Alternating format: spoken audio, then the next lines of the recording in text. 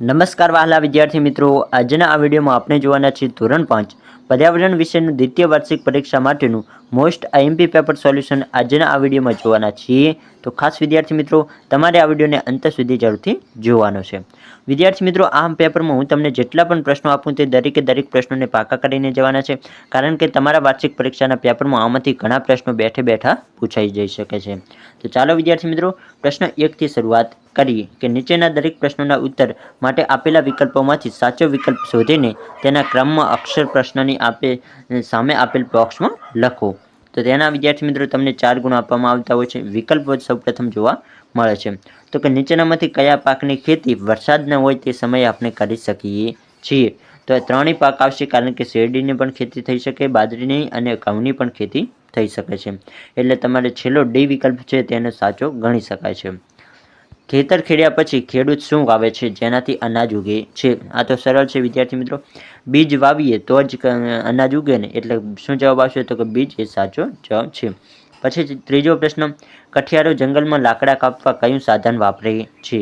તો કે કઠિયારો જંગલમાં લાકડા કાપવા કુહાડી વાપરતો હોય છે. કંઈ કોદાળીથી તો કંઈ લાકડા કપાય નહીં. આગળ જોઈએ, મોટરસાઇકલમાં કયું ઈંધણ વપરાય છે? તો કે મોટરસાઇકલ કીધું છે એટલે વિદ્યાર્થી મિત્રો બાઇકમાં કયું ઈંધણ વપરાય છે? તો કે પેટ્રોલ. ખાસ યાદ રાખજો વિદ્યાર્થી મિત્રો. પ્રશ્ન 2 કે યોગ્ય શબ્દ વડે નીચેના દરેક વિધાનમાં ખાલી જગ્યા પૂરો. ગમે તે 4 તમારે લખવાના છે, તેના તમને 4 ગુણ આપવામાં આવશે.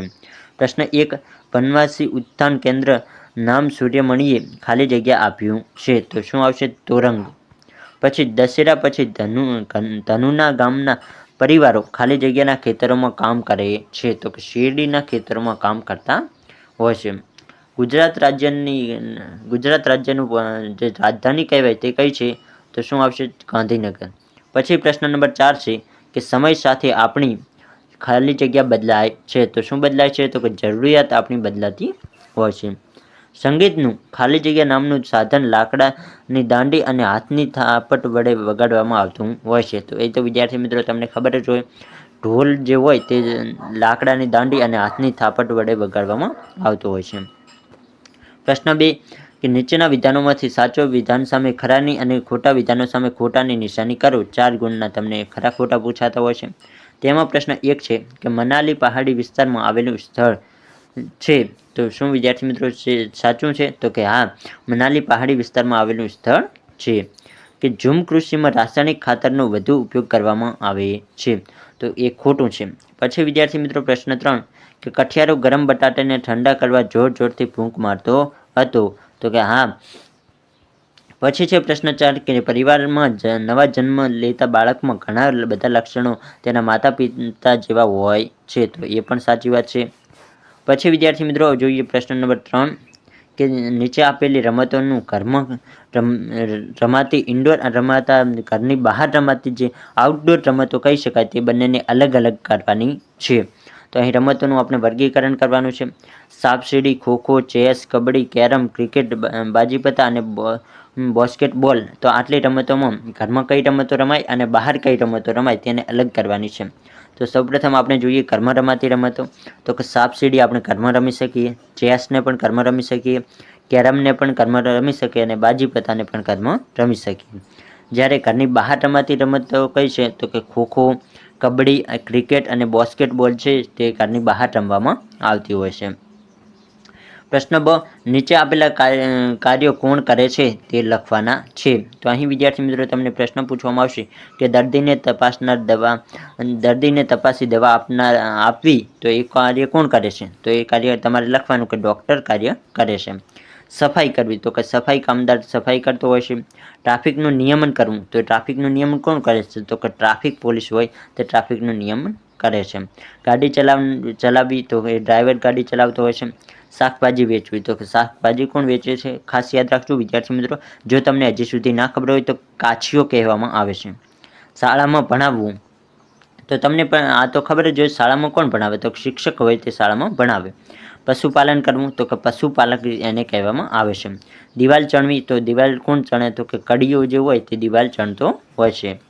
પછી જોઈએ પ્રશ્ન 4 નીચેના પ્રશ્નોના ઉત્તર 1-2 વાક્યોમાં લખવાના છે. ગમે તે 8 પ્રશ્નોના તમારે સાચા જવાબ લખવાના રહેશે અને તેના તમને 8 ગુણ આપવામાં આવશે. તેમાં વિદ્યાર્થી મિત્રો પ્રશ્ન નંબર 1 છે કે મોંથી જોરથી ફૂંક મારતા કેવી હવા બહાર આવે છે? તો કે મોંમાંથી જો આપણે જોરથી ફૂંક મારીએ તો ગરમ હવા બહાર આવે છે. તમે અત્યારે પણ ચેક કરી શકો છો. તમારે મોંમાંથી આમ ફૂંક બહાર મારવાની છે તો તમને ખબર પડી જશે. મિઝોરમની આજુબાજુ કયા રાજ્યો છે? તો મિઝોરમની આજુબાજુમાં ત્રિપુરા, મેઘાલય અને મણિપુર જેવા રાજ્યો છે. ખાસ યાદ રાખજો વિદ્યાર્થી મિત્રો. ધનુના પિતા શેરડીના ફેક્ટરીમાં શું કામ કરે છે? ધનુના પિતા શેરડીની ફેક્ટરીમાં શેરડીનું વજન કરવાનું અને તેની પહોંચ તેમણે કેટલી શેરડી આપી તેનો હિસાબ રાખવાનું કામ કરતા હોય છે. પછી છે પ્રશ્ન 4 કે તમે તમારા વડીલો પાસેથી શું શીખો છો? તો કે હું મારા વડીલો પાસેથી કુટુંબમાં હળીમળીને રહેવું, વડીલોને સન્માન આપવું, તેમની સેવા કરવી, તેમણે બતાવેલ કામ કરવા, પોતાના પ્રત્યે ચોકસાઈ રાખવી, એકબીજાને મદદરૂપ થવું, સારું આચરણ કરવું વગેરે બાબતો શીખે છે. પછી છે પ્રશ્ન નંબર 5 કે દેશી ઊંધિયા ઉબાડિયા સાથે શું ખાવાની મજા આવે છે? તો કે દેશી ઊંધિયાની સાથે માટીના ચૂલા પર બનાવેલા બાજરીનો રોટલો, માખણ, ઘી અને છાશ ખાવાની મજા આવતી હોય છે. શહેરોમાં ટ્રાફિક સિગ્નલ ક્યાં હોય છે?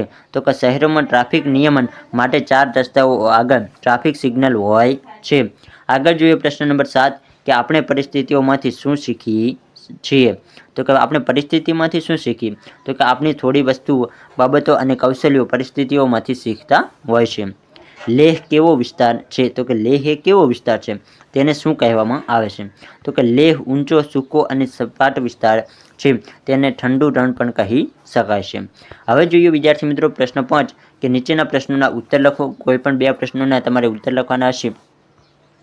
તેમાં પ્રશ્ન નંબર 1 છે કે સજીવ ખેતીના 4 ફાયદા જણાવો. તો કે સજીવ ખેતીના ફાયદા કયા કયા? તેને તમારે કોઈ પણ 4 ફાયદા લખવાના રહેશે. તો અહીં આપણે પહેલો ફાયદો જોઈએ કે જમીનની ભૌતિક, રાસાયણિક અને જૈવિક સ્થિતિ સુધરે છે. બીજો ફાયદો શું છે? તો કે બીજો ફાયદો છે પાકની ફળદ્રુપતા જળવાય છે. ત્રીજો ફાયદો છે જમીનમાં ભેજ જળવાય છે. અને ચોથો ફાયદો છે વિદ્યાર્થી મિત્રો કે જમીનમાં ખેડ ઊંડી થાય છે. પછી પ્રશ્ન 2 છે કે આપણે પેટ્રોલ અને ડીઝલનો વિવેકપૂર્ણ ઉપયોગ કરવો જોઈએ. શા માટે?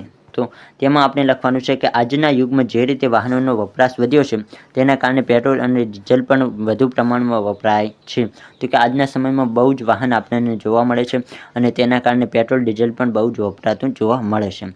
તે જોતાં એમ કહી શકાય કે હવે આગામી 50 વર્ષ સુધી ચાલે તેટલો જ ખનિજ તેલનો જથ્થો જમીનની અંદર બાકી રહ્યો છે. તો કે આગામી વધુમાં વધુ 50 વર્ષ સુધી જે પેટ્રોલ ડીઝલનો ખજાનો છે તે જ છે. પછી આગળ વહમું થશે એટલા માટે પેટ્રોલ અને ડીઝલ જેટલું ઝડપથી વપરાય છે એટલું જ ઝડપથી જમીનમાં બનતું નથી. જમીનની અંદર બનતા તેને લાખો વર્ષો લાગે છે. તો કે પેટ્રોલ ડીઝલને આપણે જાતે બનાવી શકીએ નહીં. તે જમીનમાં આપોઆપ બનતું હોય છે અને તેને બનતા લાખો વર્ષ લાગે છે. તેથી આપણે પેટ્રોલ અને ડીઝલનો વિવેકપૂર્ણ ઉપયોગ કરવો જોઈએ. તો આઈ હોપ તમને આ વિડીયો પસંદ આવશે. વિડીયોને લાઇક કરો, ચેનલને જરૂર સબસ્ક્રાઈબ કરો.